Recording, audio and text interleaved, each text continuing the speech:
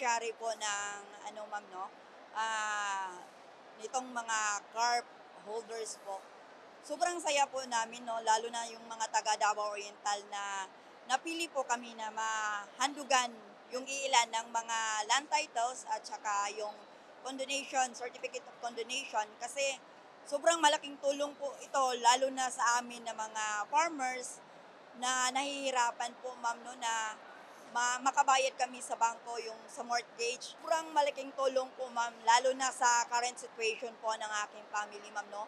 Which is ever since po through farming po ng aking mga magulang, nakapag-aral po kami, kaming tatlong magkakapatid.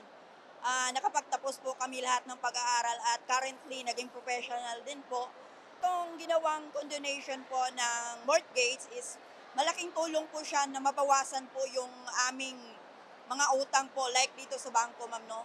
Which is sobrang pasalamat po namin na through the initiative po ng ating mahal na Pangulo is malaking tulong po talaga sa lahat ng farmers po na nandito ngayon ma'am. Ay napakasaya namin dahil alam namin na para matulungan ng mga kooperatiba na parang wala ng pag-asa ba para makabangon kami muli sa tulong ng ating presidente. At malaking tulong sa lahat ng kooperatiba na pagpunta niya dito sa amin. At minsan na ba yan ng ganyan ng mga presidente na may awa sa mga cooperative nga, lalo na sa amin, talagang abandon na talagang ang aming cooperative, ang aming serving ko. Kaya malaking tulong at malaking pasalamat namin sa ating Pangulong Presidente na si Ferdinand Romualdez Marcos na binigay sa mga kooperatiba ang tulong niya. Hindi lang sa banana plantation, kundi sa mga mga basakan, yung may mga yung mga nanakatin nandoon sa sa dagat. Alam na ito niyan, kaya nakasubabay ako ng mga balita na malaking tulong na binigay niya sa lahat. Malaking pasalamat namin sa ating Pangulo na nagbigay siya ng tulong sa mga mahirap. Sa tanan mga official usap sa Department of Agriculture, Department of Agrarian Reform, ako kayo magpasalamat ani nga programa. Then libre na gyud, libre na amo na gyud, tinuon na gyud nga kami tagiya sa yuta tungod sa paghatag ni Presidente Bongbong Marcos nga wala na may bayaranan sa yuta. Daghang kayo salamat Pangulong Bongbong Marcos.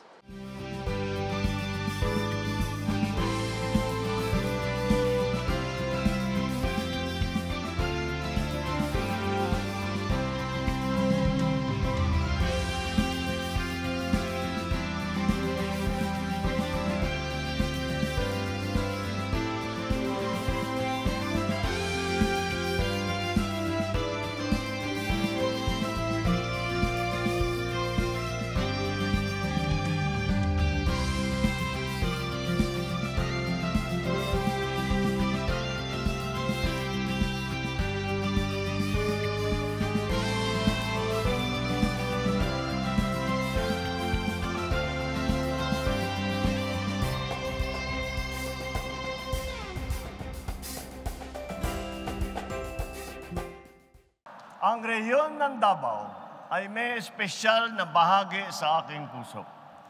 Hindi ko po malilimutan ang mainit na suporta at pagmamahal na pinadama ninyo sa akin noong panahon ng kampanya at sa bawat na pagkakataon na mapupunta ako rito sa rehiyon ninyo.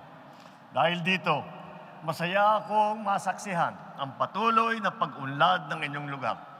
Kaya naman, buo ang aking suporta sa lahat ng mga proyekto at programang naglalayon na maisulong ang pagpapalawig ng turismo, pag-asenso ng inyong rehiyon at pagkilala sa inyong galing. Itong araw po na ito ay isang patunay sa pangako kong iyan.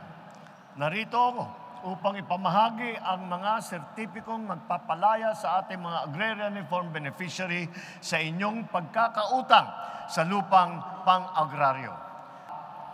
Ang programang ito ay naglalayong gawing ganap na tagapagmamayari ng inyong mga sinasaka.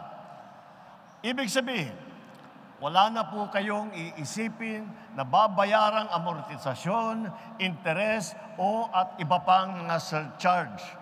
Sa madaling salita, lahat ng inyong utang burado na, limpyo na tanan. Kaya naman, nagpapasalamat tayo sa World Bank dahil katuwang sila ng DAR sa pagpapatupad nito. Patuloy po ang pagsisikap ng gobyerno na mabigyan kayo ng mga proyekto na makakatulong sa pagpapalago ng inyong mga sakahan at magpapatatag sa sektor ng agrikultura. Makakaasa kayo na sa bagong Pilipinas, hindi namin kayo pababayaan.